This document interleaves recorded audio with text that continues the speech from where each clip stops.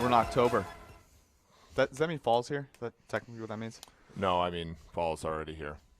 It's 97 outside. Not here, though. So we are going to hit the Week 5 slate and talk about it and try and decide what the lock of the week is going to be. As far as news goes this week, there's Vontae's Burfict has been suspended. Yeah. Irrelevant. Who cares? No one cares about that. So kind of a lightish news week. There's a little bit of one, though, right? Like, I got on the radio yesterday in Minnesota. Now the whole world cares about the Vikings. That's right. Well, I mean, if Stephon Diggs gets traded to the Patriots, everybody will care. We need to cool the hell out. I got on the phone and I was like, "How's today going?" He was like, "Well, Stephon Diggs isn't at practice and he's not hurt." Okay. I'm sorry. I'm going to push back on this. So? Well, Roquan Smith wasn't at practice and he wasn't hurt and he's playing Sunday. Sure.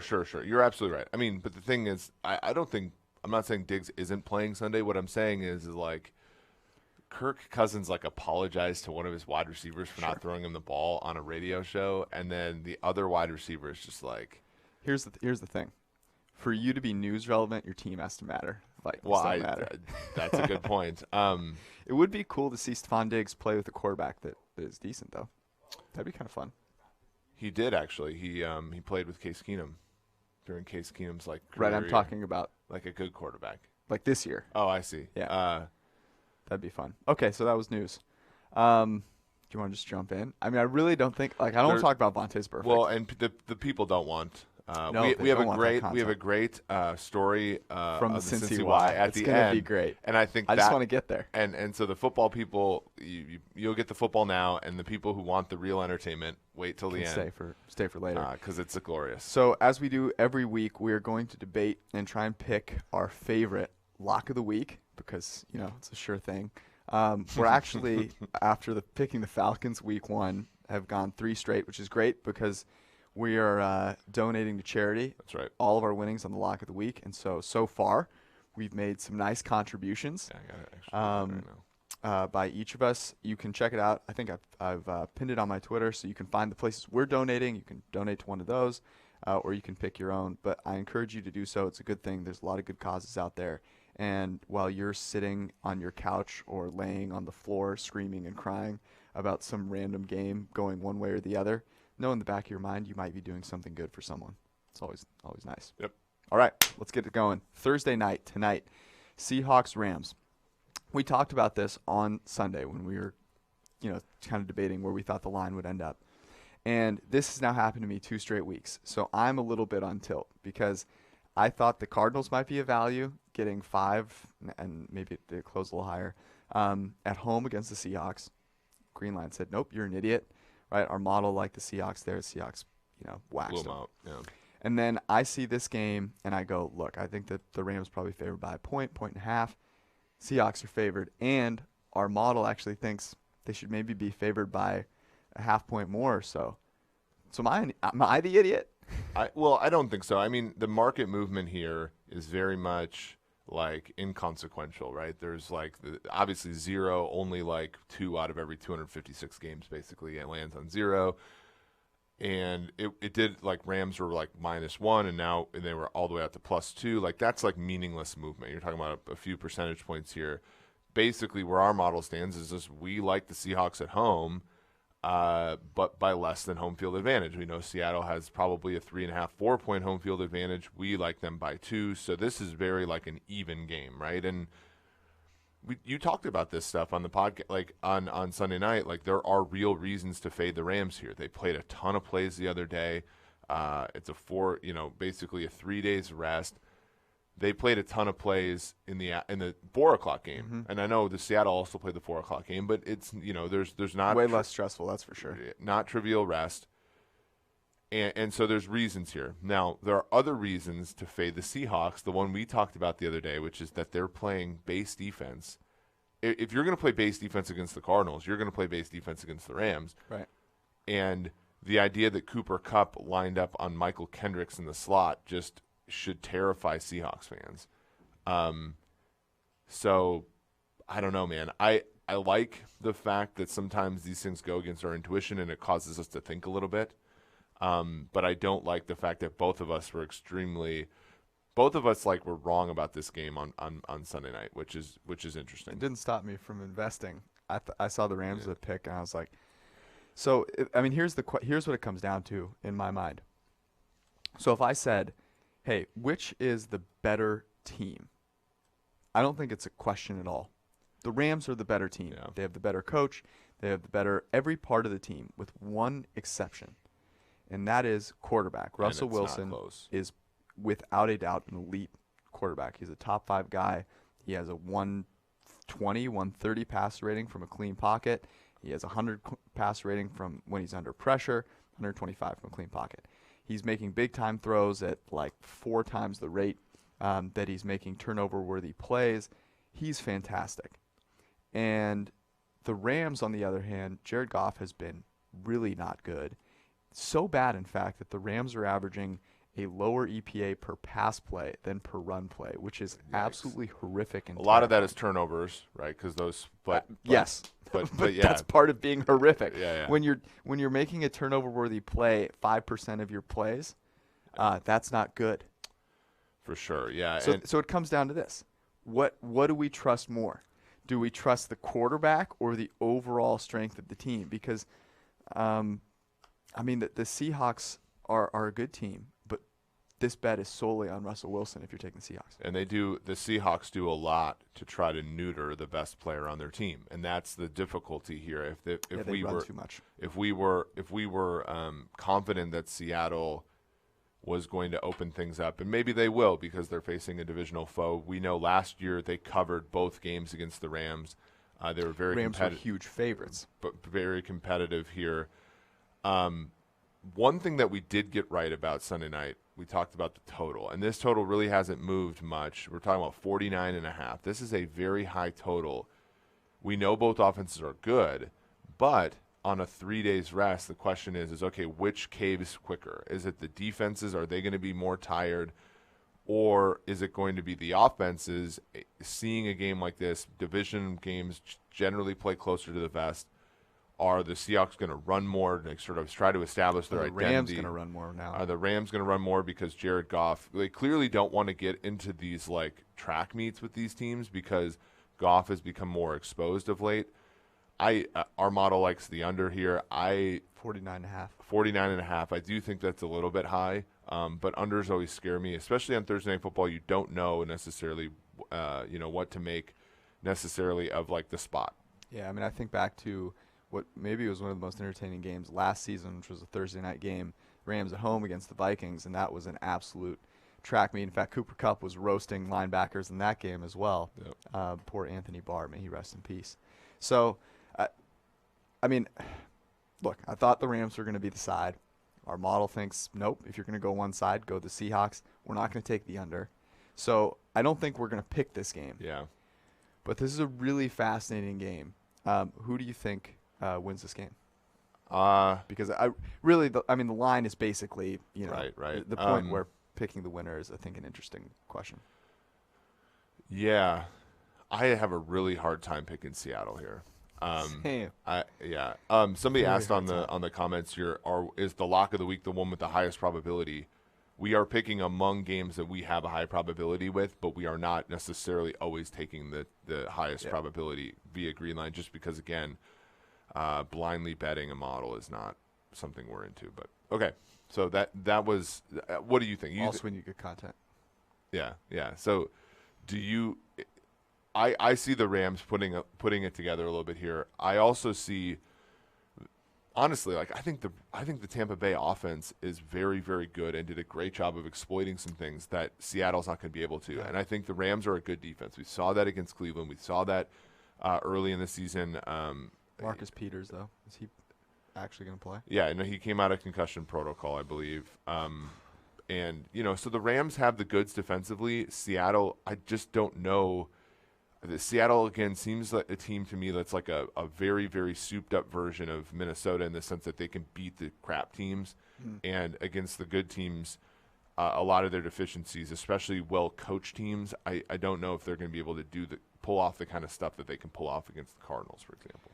Yep. I think the Rams maybe don't run a screen on 4th and short in this game, and I think the Rams find a way to get it done. Okay. In this one. Let's move in order here. So we picking it. have Jacksonville at Carolina. The two 1995 expansion teams face off once every 4 years. Can I just also say about the Seahawks, they almost lost to the Bengals. Right. John Ross became an NFL wide receiver in that game. He lost his NFL virginity in that game. After seeing what happened to Dallas and the Ravens, who were both beneficiaries of beating a really bad team, and the Steelers taping the Bengals to a door. Yeah. Anyways, Jaguars Panthers. Yes, please. So this is 3.5 right now. Total 41. We saw Minshew last week. So interestingly on this total, right? 41 is pretty low. Very low. For a team, I'm looking over at Carolina. Carolina's defense has played a lot better than we thought they would. But at the same time, who have they played? They played the Rams and gave up 30, even though Goff wasn't, particularly sound at all. Jameis tried to give them a game on Thursday Night Football, and they still didn't want to take it. They beat the Cardinals in a game that they scored a lot of points. And then last week was sort of like a stinker of a game. Yep. And so, fundamentally here, I sort of like them. I like this game to go over, especially because I think Gardner Minshew is good enough, right? I think Gardner Minshew is good enough. He had a knee injury, I think, this week, but all signs point to him playing. He's going to play. I think he's not playing. You kidding me? I think the spread's probably right on. Actually, it's the same as our number, which means you can't lay the points with Carolina here. You could say, okay, the better quarterback getting points, as the handicap for the Jaguars. But in terms of the over here, I really do like it because I think the Jaguars defense is a defense that can give up some, especially if Ramsey continues to not play. Yeah, probably not going to play. And Carolina has players that I think are explosive. I mean, McCaffrey is a guy who can take the ball anywhere on the field. He's good at football. DJ Moore's, I think, a terrific young player. Greg Olsen remains a good tight end. And then they, the Samuels of the world, they're solid. And I think, Kyle Allen's a guy who high average depth of target, high rate of positively graded throws. He'd be second in positively graded throws behind Jameis Winston if he had enough attempts. This, to me, I think the over is a good play here. Well, he puts the ball up for grabs too, which is worth something. And the Jaguars are a team that probably will give up a few plays. Ramsey is not there, but they also might take a few. Yeah. And so I agree with you. I think that would be the play in this game. Plus the Panthers, Dante Jackson questionable with the groin. Maybe he's not 100%. So defense is a little less than their best, and two quarterbacks that are probably better, than maybe the market. I don't know. The market loves Minshew, and they should. He's been very, very good. He would play if his arm was falling off. There's no way that dude isn't playing. He is the classic example of somebody who finally is getting his shot and will not surrender his shot based upon an injury. I would imagine. Let me ask you this. Minshew, say he finishes out the season, plays well. They have Foles coming back. Would you trade Minshew? I think Minshew would have more value, weirdly. Oh, for sure. Because he's cheaper and younger. And he's younger.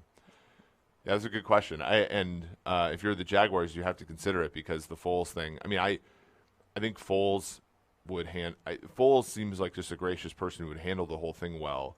And I'm imagining he'd handle the situation of coming back and being the starter after everybody loved Gardner Minshew. Yeah. Let me tell you what you don't do. You don't trade a guy like Gardner Minshew and live to tell about it. Dude, yeah. You don't do that. Okay. Cardinals, Bengals. Probably the worst game of the weekend, especially given the fact that Kyler has struggled. But do you want to bet on this game? No. Okay. Looking at one of the things to notice if you are looking at green line, it is -3. However, it is -3 -120, so that does change the break even probabilities. I don't really want to talk about this game. One of these teams is going to get a win, theoretically, and so good for them. I think if you had to bet anything, you might go the under here. But the Bengals defense is horrible. The Bengals defense is horrible. The Cardinals offense is horrible. Yeah, it's a horrible sandwich. Okay. So enjoy. Here's a game we actually like. Let's go to Houston on purpose. Oh. The Atlanta Falcons getting 5 in Houston. Our number is a little bit closer to 4, and there are a bunch of key numbers between, well, 2 key numbers between 0 and 5 here. Let's not talk. Why every week do Well, we have to do this? The Atlanta Falcons got shellacked at home by A.J. Brown. I mean, he just like roasted them up and down the field. By the way, A.J. Brown, people talk about how DK Metcalf is yoked. Dude, that guy's big. Yeah, he is a horse. And he torched the Falcons. They ran all over them. The Falcons continue to do this, right? They have a top 10 quarterback, top 5 wide receiver, one of the best quarterback wide receiver combos that we have had, probably the best over the past 5-10 years. And they continue to disappoint. In that game, they had a 4th and 1. They line up in heavy, tell everyone they're going to run, and then just like steam it up the gut, and Freeman gets rocked back. I don't even think they got It's always something with Atlanta, but at the same time, like, this is a team like. But there's also always something with Houston. Yes, that's the point. These are like the same team. Yeah, aren't they? That's the point. I mean, and so you look, and actually, Houston has more things that I think can tank them when trying to cover a spread like this, right? So they are laying the points, and hence more things have to go right. When you look at Atlanta, they are in the bottom, I think, 7 or 8 in terms of points per game. They are in the top 10, though, in yards per play, and especially if you look at EPA per pass play, they are an eighth of a point per pass play, which is tremendous, right? Yep. I mean, that's a good passing offense. Matt Ryan, when clean, has a pass rating over 110. That's better than what Deshaun Watson's putting out there. He has more turnover worthy plays than big-time throws. They do need to go down the field a little bit more.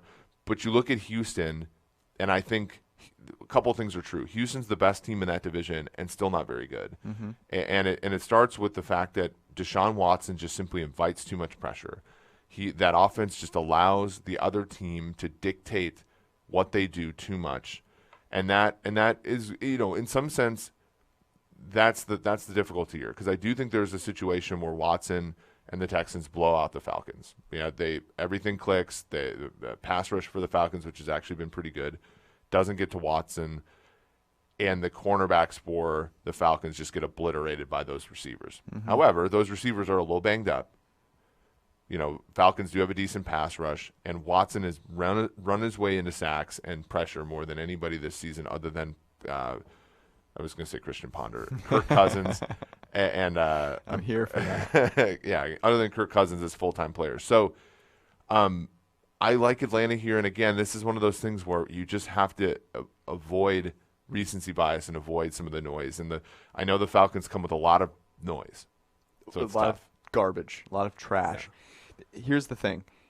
If you put a blindfold on and you hadn't watched these two teams play for the first 4 weeks, and then all of a sudden you take it off and you look at how they're comprised, and you look at the fact that Atlanta is far better per pass from an expected points added perspective than Houston is, and that's what carries. And you see that both defenses are bad, and you see that both coaches have their issues. You would say, look, this should be a 2.5, 3-point spread, right? Whatever home field is. Right. And you are getting twice as many points. So I am willing to keep this one in consideration. Yeah. However, I may need this. Unfortunately, can't drink on Sunday. That's the problem, right? Because have to stay sharp because Sunday Night Football is coming up, and obviously we work on Sunday. But this would be the game where it's like, I'm gonna go make myself 6 stiff cocktails. I'm gonna put 5 in the fridge. It's like watching UMass plus whatever, and you're just like, I have to be drunk to watch this. The Falcons being compared to UMass is why you tune into this podcast. All right, so we'll keep Falcons plus 5 on the docket here, and go to a game that I don't know if we'll feel any type of way about from a betting perspective, but I want to talk about Bucs at Saints really quickly. It might be the best game of the weekend. Might be the best game of the weekend. There is a real chance. I mean, the Bucs are 3-point underdogs. Yep. Teddy Bridgewater has looked not good, not so great. Saints just came off a very big, home victory that got them much, much closer to their goal. This is almost like a whatever game at this point, given how great they must feel about what they've done. Meanwhile, for Tampa Bay, this is the Falcons suck. Breeze is hurt. Yep. This is our chance. Well, not only that, but it's the Tampa Bay had one of the hardest schedules in the NFL, right? They had a Thursday night football game on the road against a division rival. That's a bad thing for the league to do, right? They have 5 consecutive road games if you count the home game that they get in London. They're 1-0 in that stretch, right? They win this game, they move to 3-2. They move to 3-0 on the road. They catch a break here with the Saints having a backup quarterback. I tweeted this the other I think Tampa Bay's loss to the Giants is like going to be the biggest what if of the season, right? Because like it was a win. They should have had the W there. But no, I think this will be extremely compelling because it's going to be – can you think of 2 quarterbacks that are any different than these 2 men? I honestly cannot. I think that these might be the most diabolically opposed quarterbacks. I mean, they are so different, right? Winston can't help himself. He throws the ball downfield with reckless abandon. He will not be deterred. Teddy Bridgewater will sit in the pocket. You could give him a picnic blanket, let him sit back there, and serve up wide open shots downfield, and he would check it down to Alvin Kamara in the flat. It's beautiful. It's so different. On the other side of things, both coaches are guys that, I think their personalities are kind of similar, and they just don't give to you-know-whats. And Peyton will probably take, advantage to go for it on some 4th downs, which, will give his team a little bit of a boost there by giving them that extra chance to retain possession. The question to me is, New Orleans was able to cover the Cowboys well. The Cowboys didn't have Michael Gallup. It turns out Amari Cooper may have been banged up. Marshawn Lattimore made him look very mortal. The Tampa Bay Bucks have Mike Evans and Chris Godwin, who are really good. Yeah. And I just don't know that the Saints' coverage is telling the truth with how well they played against the Cowboys, and I think Jameis Winston will take advantage of that. So that is how the Bucks can win this game. Yeah, and I think the Bucks' defense is much improved. I know they gave up 40, but that was mostly because they got ahead so quickly, and the Rams are not a terrible offense. There's a defensive touchdown too. The Saints, we're talking about, a quarterback in Bridgewater that holds onto the ball too long. You look up front, they have Ndamukong Suh, who had a touchdown the other day. Also, just is a better player than Gerald McCoy. And then Shaq Barrett is probably the defensive player of the year so far. On the outside, they cover really well. And the thing that's the Saints' Achilles heel, they have Kamara, they have Thomas. But other than that, Jared Cook has been a huge disappointment so far. Humongous. Ted Ginn is, a good player, but not somebody that, scares you very much, right? Ted Ginn. So I think Tampa Bay's defense can hold up here. And then if that's the case, the Buccaneers' offense simply just doesn't – if they don't make mistakes, I think that this is a game that they can win. It's not even about the Tampa Bay Bucks defense holding up. Teddy Bridgewater will hold it up for them. Right. He will carry them out onto the field and make them look good because he's just not very good.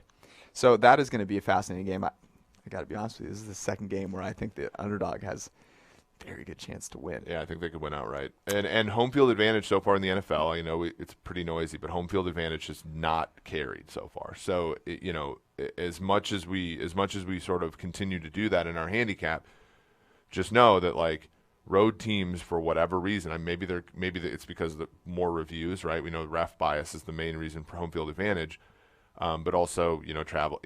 Teams are getting smarter in terms of how the players prepare for games and stuff like that. The road teams have a better chance than they normally do. All right, we've got to start moving here. Okay, so, Vikings Giants.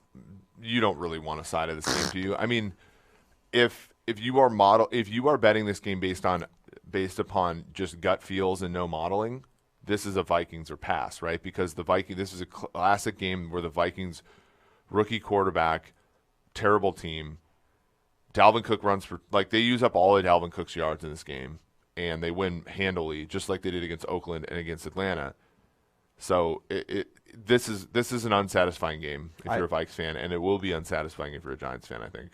I have nothing to add to this besides I would not bet on either of these quarterbacks with a 1,000-foot pole. Here's my question to you. You bet with poles? How cool would that be? You're sitting in a sports book, casting them out there. You stretch the dollar bills out to the counter. That'd be awesome. Should the Vikings trade for Josh Rosen?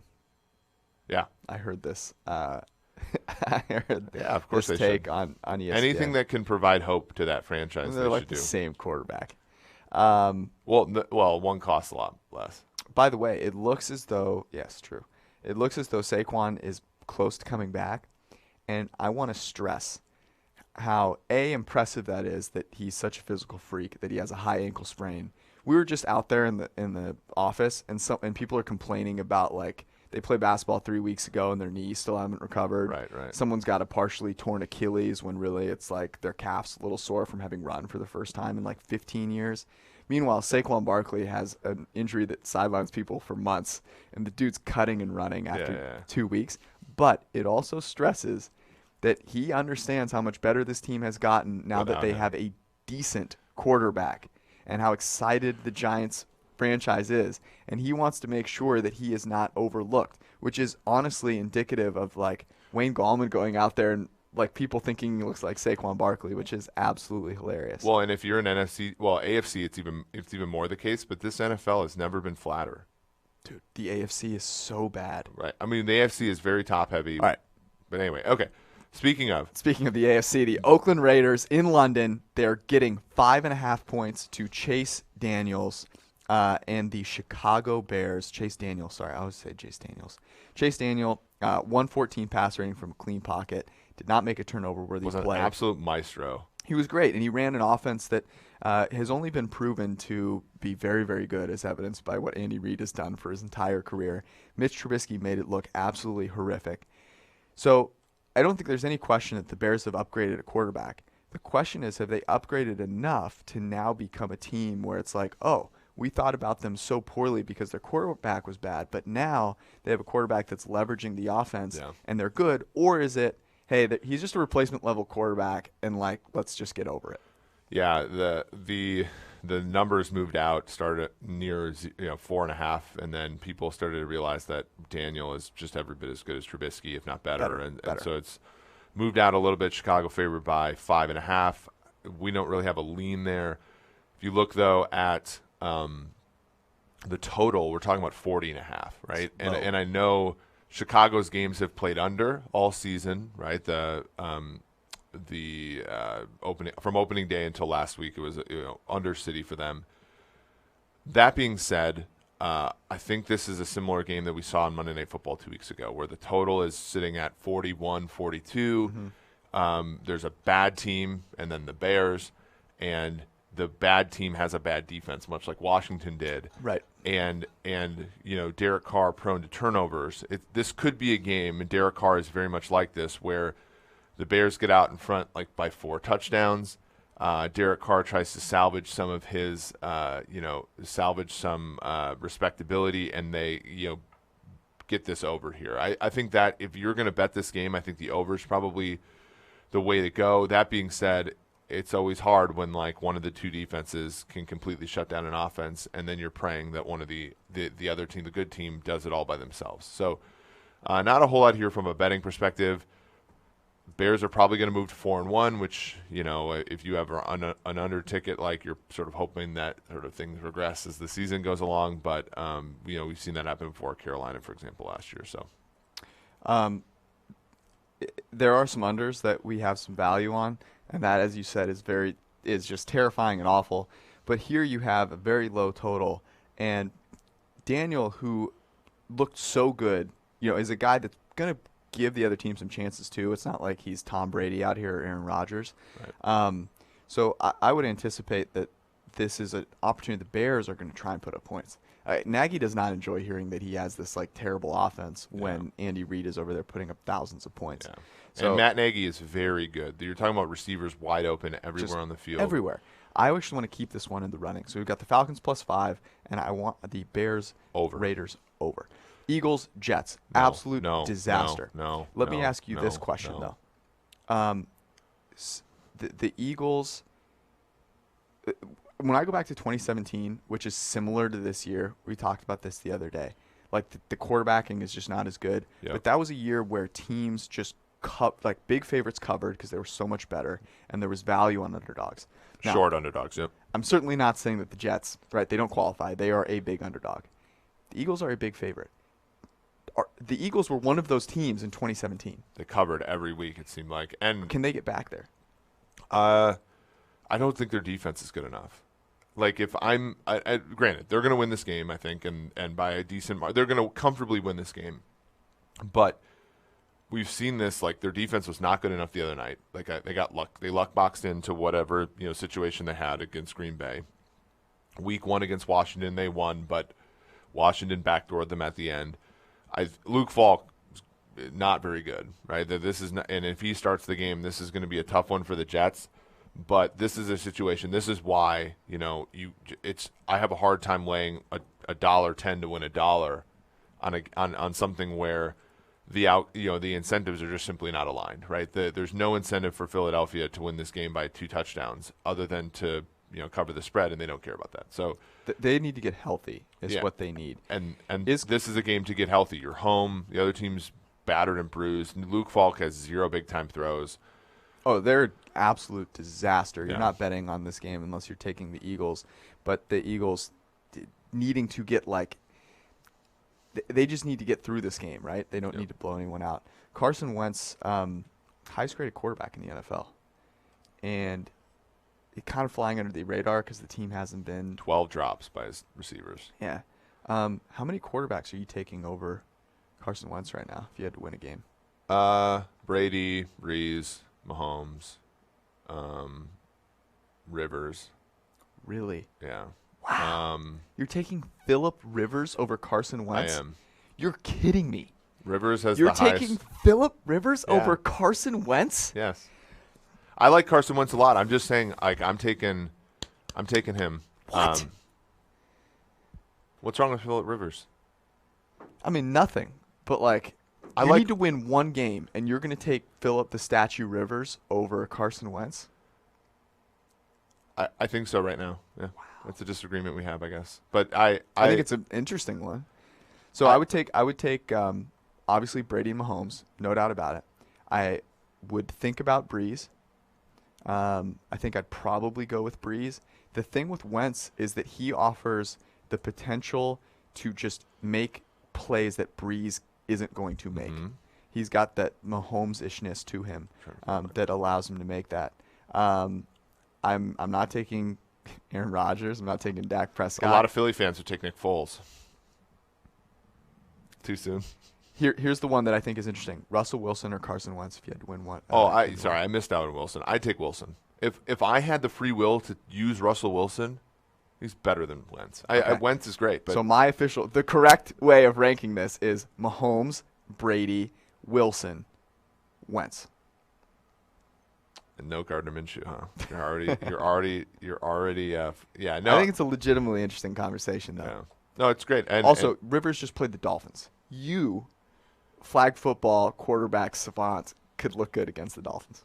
Yeah, that's true. All right, moving right along, the Baltimore Ravens, who once played the Dolphins, beat them very handily, and we all edged out about it. But now are 2-2. Are playing the Steelers at home. They're 3.5-point favorites. The Steelers just beat a team similar to the Dolphins in the Cincinnati Bengals. There are 0 quality wins among these two teams. Do we know anything about either team? Well, and that would seem to imply. So you look at this game and it's 3.5, and usually when you look at a game like this, it's always the home team minus about 3. Yep. In this series. So especially because Pittsburgh, as a home team, actually does. They have a good home field advantage. Mason Rudolph. I mean, the thing about Rudolph is all of his statistics are going to be skewed because they just don't ask him to do much. Beaker is good. I think the Ravens are one of the worst defenses in the NFL on the sly, right? Mm-hmm. The yards per play, I believe they're worst so far. So there's going to be a lot of openings here. But the total's 44.5. I think that's pretty high for this series, and I think our numbers are a little bit lower. But I'm really conflicted about this game because I think the Steelers can win outright. I think that this game could go. I think this game could go in a lot of different directions.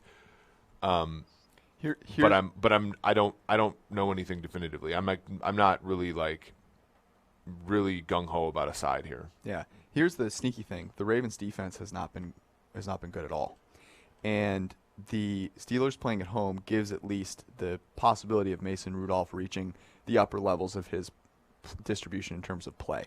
So when I think about games that I want to bet on, I want to know as much as I can about the quarterbacks playing in the game, and I don't think we know a whole lot, obviously, about Mason Rudolph. Lamar Jackson, it seems, look, the Miami thing was great. I think Lamar Jackson's fantastic. He's just not as good a passer as I think the first couple of games showed. He's a ridiculous runner, dude. The guy makes people miss like it's absolutely nothing. It's incredible. But whether that offense can kind of sustain itself by running so much and having the inconsistency in the passing game leads you to have this I don't really know which team is going to show up thing. Yeah. So the advantage, obviously, quarterback, head coach, and overall team is the Ravens, but it's not one that you feel super confident about. So for that reason, probably would lay off, even though you'd think there'd be value on the home team getting 3.5 in this series. Okay. Here's one that we did not put in our spread picks article in many ways because the line wasn't available for a decent amount of time. But this is the Buffalo Bills at 3-1. Going the only one of 3 teams with a winning record in the AFC go on the road to face the enigmatic Tennessee Titans coming off of a multiple touchdown win against the Atlanta Falcons. Yeah. The Titans are 3-point favorites. The total in this game is 38.5.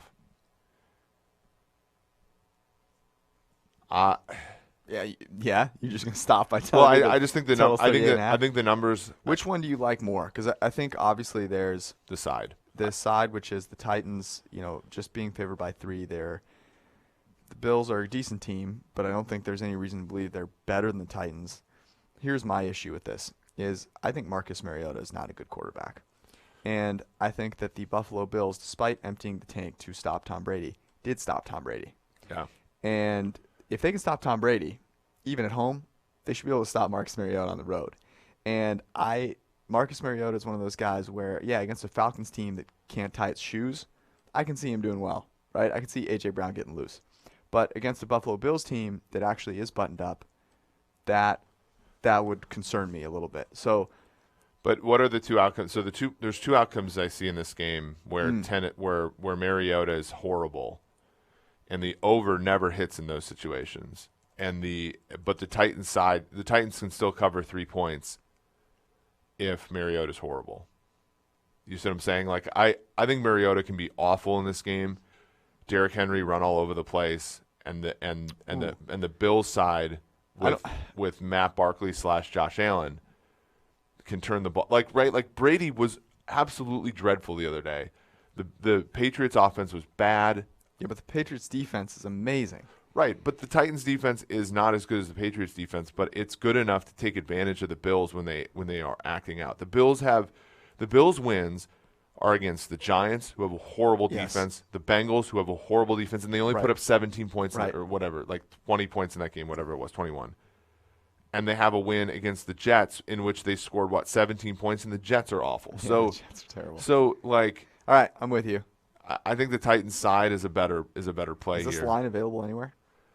Well, that's the hard part, and I think that's might be why we can't give it out. It was 2, and now our consensus line is 3, so it must be available somewhere.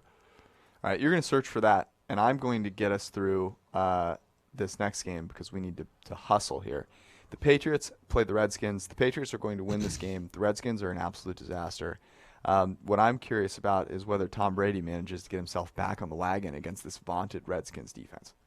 No, I'm actually not. Who cares about this game? Yeah, this game sucks. Moving on. Sorry. Okay, I like this one. Okay, Denver, the Fighting Joe Flacco's, go on the road roughly to Los Angeles and play the Chargers. The Chargers are a 6.5-point favorite total on this game, 44.5. All right. May I have the floor? Go ahead. These teams are very similar. The only difference is that Phillip Rivers is a better quarterback than Joe Flacco. But the difference is probably not as big as many people think. Joe Flacco about average in terms of PFF grades so far. And the Broncos are moving in the right direction, despite the market thinking they are absolutely horrific at 0-4. Joe Flacco above 120 pass rating from a clean pocket last week, his highest of the season. They ran play action 40% of the time in the first half. Now, the problem was they cut that in half in the second half and almost gave they did give the game away. But they should be 2-2 right now had it not been for Mitch Trubisky making this Herculean effort to get the game-winning field goal. And then the crazy thing about the game against Gardner Minshew last week, which they lost, is the Broncos called this inexplicable timeout with 3:03 remaining that basically it was third down. The Jaguars are going to be able to kick this field goal. They call this timeout. They end up giving themselves way too much time. But the crazy thing about running a 2-minute drill is if you're successful and you have 3 minutes on the clock, you give the other team a minute. Yeah. And when they only need a field goal, that's how you lose the game, and that costs them the game. So the market overreacting to the record and not their process. They have Emmanuel Sanders and Cortland Sutton, who are the two running backs are very talented and make plays. Those two receivers, top 10 in PFF receiving grade, the only team with two guys in the top there. So they have the offense, in my mind, that is a little bit below the Chargers, but not that drastically. And the Chargers' defense sucks. They are not very good. 26th in EPA, expected points added per pass play allowed. This being a home game for the Chargers is a joke. Well, and the Chargers are sort of just soft in terms of the run game. They're like an undersized defense. So like I think the things, as much as we don't like teams that focus their offense on the run game, in certain spots it can be advantageous. Also, we don't need them to win this game. Yeah, they just got to lose by less than a touchdown. And here's the thing. So, and this was the difficulty that we had last week when we had the Dolphins. Granted, the Dolphins aren't a real football team. The Denver Broncos are. The best player on the field on Sunday will be Keenan Allen. Keenan Allen's 60 more receiving yards than any other wide receiver. Yeah. When you're looking, like, let's say the Chargers get a 10-point lead, and we're looking for Denver to sneak in the back door and score a touchdown and lose by 3. Allen's ability to convert third downs will be frustrating if that's the situation. And as good as Chris Harris is, they have a former AAF player starting at another corner. It's not great. They can't get pass rush, right? And maybe they'll get it this week because the Chargers' offensive line is horrible. I was going to say. But that's my concern here. Is I do think the Chargers, and then this was also the concern last week, is the Chargers, their first 3 games of the season gave up, significant leads, and so there is going to be some motivation for them to put the pedal to the metal at the end of games. Yes. And so those are my only concerns. You know what else they're going to do? They're going to run the ball. And they are. Melvin Gordon is back. Yeah, they were not. Broncos could not stop Fat Leonard Fournette last week. Fat Lenny. And they're going to run the ball. This is simply a number that is too high. The Broncos should be 2-2. If they're 2-2, what is this number? 4.5. 3.5. 3.5. 4.5. So take it. Yeah. All right. So that one's on the board. We've got a few to choose from. This is probably not a game there's a ton of value on, but let's talk about it real quick. 2 minutes on the clock. Cowboys, Packers. My question to you to lead this off. Cowboys favored by 3.5 at home. Who's the better quarterback in this game? Well, it's Rodgers. Oh, is he getting points? He is. Do you think there's a significant difference between these two teams outside of the quarterback? No. All right. So you've answered my question. If I had to bet on this game, there is no way in hell that I'm not betting on Aaron Rodgers. And I don't care. I know that Aaron Rodgers has not been Aaron Rodgers. I know this. Yeah. But come on, man.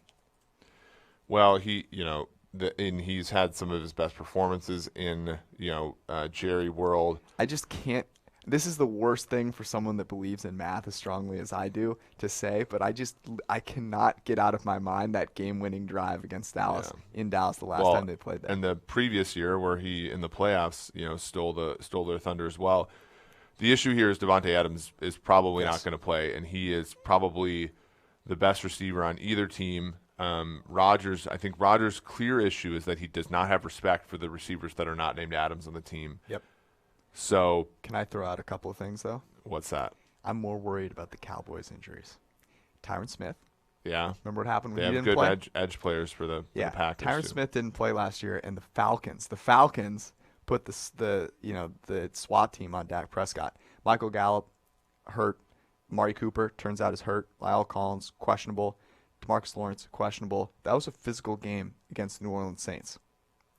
The Packers are not going to be a pushover here, I don't think, because that's just not – Aaron Rodgers will find a way. Where there's a will, there is a way. Would you rather – there's a little maybe value on the over, but Yeah, I mean, I don't mind the over because I think games like this, like close games like this, I think end up being such that like there's a snowball effect at the end. Yeah.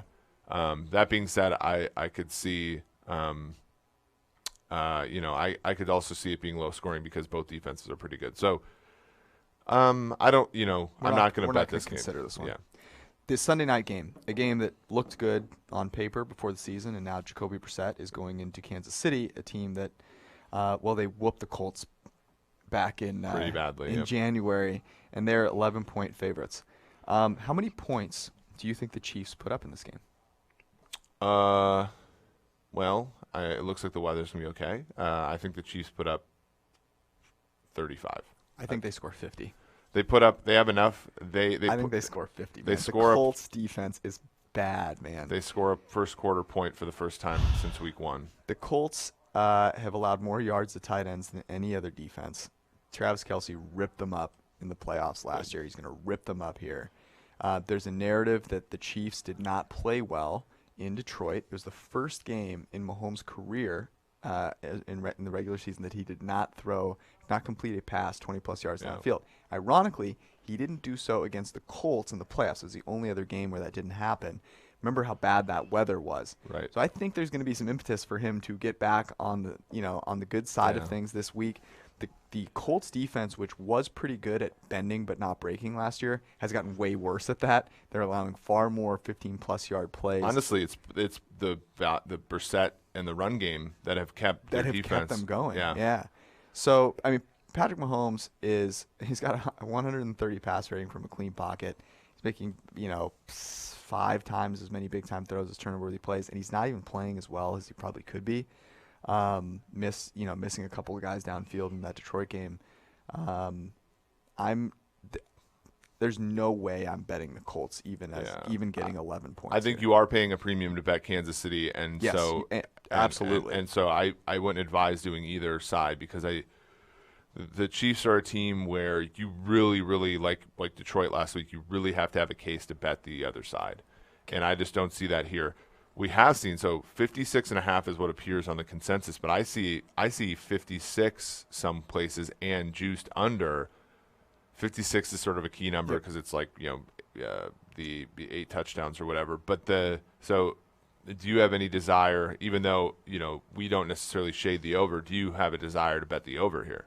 I do, because I would never bet the under on a Kansas City game. And I actually think because I can't decide, because I just can't bet. 11 points is a lot, and I think Frank Reich is solid. A bet on the over is sort of like a bet on the Chiefs here, but you also get the chance of a Jacoby Brissett backdoor Frank Reich special. Exactly. So that would be where I would lean. What's your favorite Andy Reid stat? Do you have any? Because Andy Reid's like the number one offensive play caller. He's number one in the model that we've built. Yeah, I think my favorite one is that if you look at games decided by more than one score, so 9 or more, since 2013, he's either one of or he's basically has the highest winning percentage other than maybe Seattle and New England. And to me, a guy who can accomplish that with Alex Smith at quarterback and Bob Sutton as defensive coordinator is like extremely good. It's awesome. I have 2. My first is that they have the most quarters with multiple touchdowns and the fewest quarters without a touchdown. Since that's just since 2018, but it's by a mile. Mahomes era. But this season, they're doing something that got me particularly excited. You want to hear this one? So in the first half of games, and I'm throwing out the second half because they've been ahead by so much. They are the only team in the NFL for which a higher percentage of their offensive plays are play action plays than are run plays. Love it. Oh my gosh. Are you going to be okay? I'm going to be wow. They're averaging almost 14 yards per attempt using play action, and surprisingly, they have Shady McCoy wearing a triple XL jersey out there. It's so great. Trying to rekindle himself from 10 years ago, and they are somehow still being successful in play action despite being the only and team. Shady McCoy looks good. It's crazy that running backs don't matter because like a guy like McCoy is quote unquote washed, and now he's like balling out. Honestly, that's another feather in, to borrow your phrase, in Andy Reid's cap. He gets more out of running backs than anyone else, and he has had just like random running backs, right? Yeah. In the passing game, they are the most efficient running back team. they used to have Jamal Charles, who's one of the best running backs in NFL history on a metric pay, and they've only gotten better since he's gotten hurt and left. Nuts. All right, third game of the week, Niners hosting the Browns on Monday Night Football. I'm very excited for this game for some reason. If you're a Niners fan, though, I am. Are you a little upset that you used a rest day when you already had like 14 of them in the bag? Oh, you know it. Yeah, this sucks. I mean, like, you're coming off a bye, right? You're at home. Like, you're using up a lot of, like, goodies on one particular game. I would be unsatisfied if I was the Niners fan because, like, there's a lot of stuff that's great about the Niners in this one particular spot. But couldn't you, like, sprinkle it around the rest of the schedule? You would hope so. I do like this spot for the Niners because the Browns just had a monumental victory that was very impressive, and they needed to win, and they gave it their all. The Niners defense... AWS biggest mover of the week. Yep. The Niners defense has played very, very well, which, doesn't matter nearly as much as the Browns getting back on the schneid, but the Browns can't really pass protect, and the one thing the Niners can do is now rush the passer. So it actually sets up in this situation where maybe it reverts a little bit for the Browns. The thing that I have trouble with is Jimmy G is he's a guy I like to cover as an underdog, but I don't feel nearly that comfortable with him getting you a cover as a favorite by more than 3. So for that reason, I'm laying off this game. Also because I don't want to jinx the fact that I've already got the Airbnb for Patriots Niners. I think in this game in Miami you should 46.5. I think over is the play at all if there is a play. But even then, I still think it's not terribly valuable. This is just going to be a fun game to watch, frankly. And I think when you're looking at the Niners, has the defense gotten appreciably better? We know that they can rush the passer. Mm-hmm. The Browns are going to stress them, with their receivers.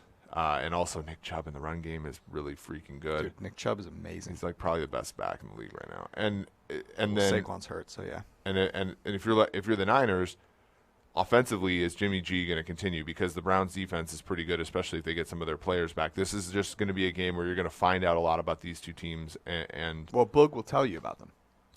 Oh, sure. Which team will finally start to run the ball down by 20 in this game? I'm just glad to see the Bengals running the ball here down 21 to Mason Rudolph. Football is about morals, and there were a lot of morality. There was a lot of morality. These tap passes belong to the run game. Yeah. They belong to the run game. All right. I think it's fairly clear cut who the lock of the week should be, and I'm curious if you feel the same way. Yeah, Denver. I think it has to be Denver. I cannot possibly sit here and ask you, the 7 people watching us on YouTube now, to go out and put any hard-earned money for charity on the Atlanta Falcons. Absolutely not. Yeah. I don't want to take an under. I don't really want to take an over. The Bears, like Khalil Mack could literally eat Derek Carr. Right. So for that reason, I think it's got to be Broncos plus 6.5. And next week, actually, you don't even have to wait till next week. Sunday night, you can tune in. Yep. Or Monday morning early is when the podcast comes up. You can tune in and hear me cry about Joe Flacco letting us down. Yeah, I think Flacco will do his job, though. I hope so. And frankly, the fact that I don't like either of these games is probably a good sign. Yeah, it honestly is.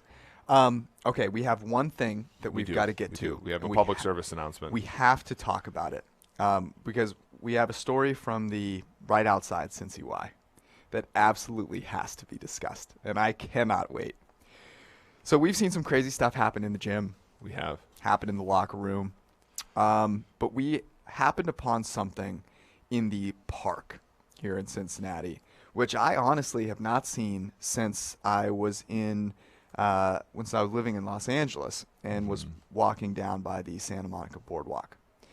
And that was 2 people in a park at 3 p.m. on a Tuesday doing partner yoga.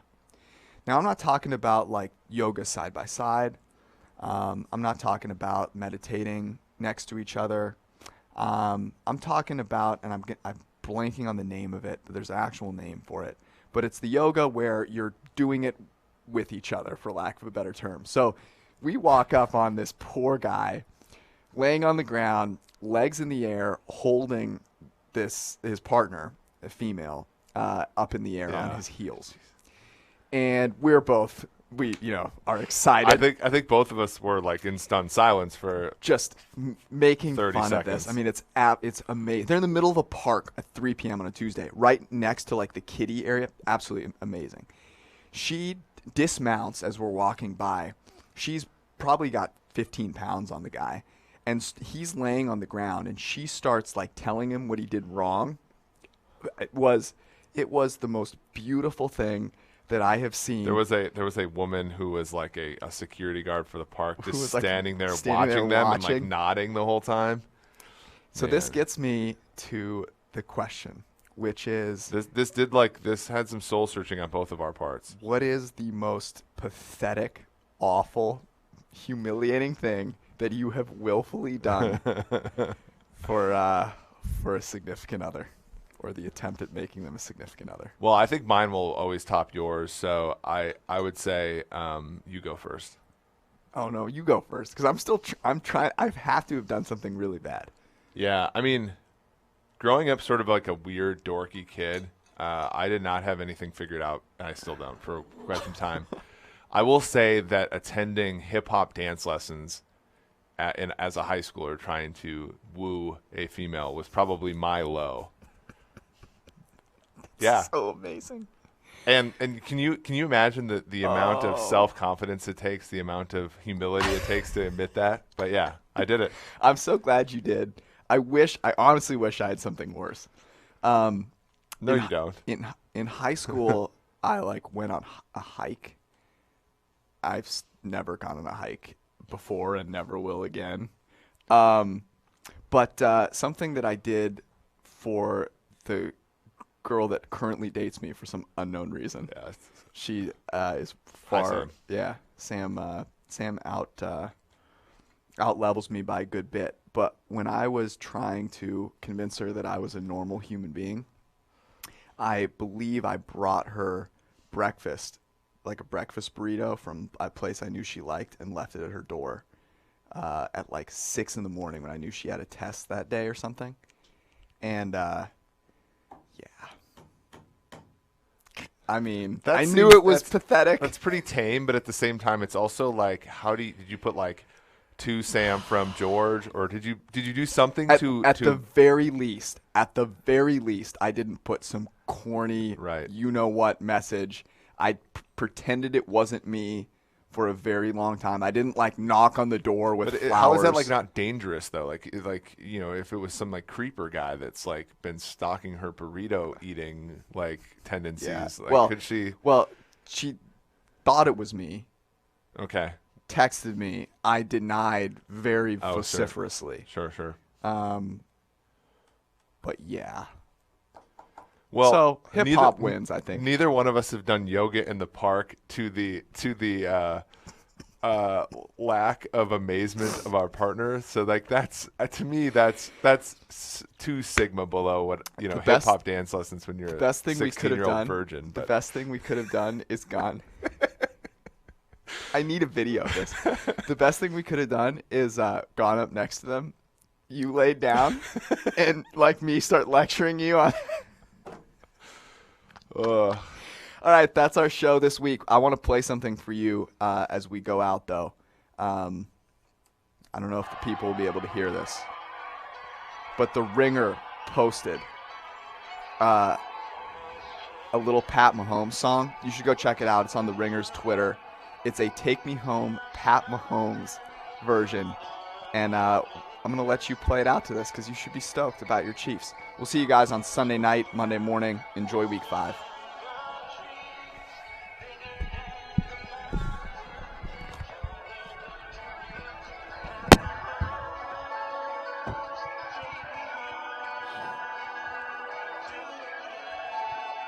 Are you calling the gal fat on the air?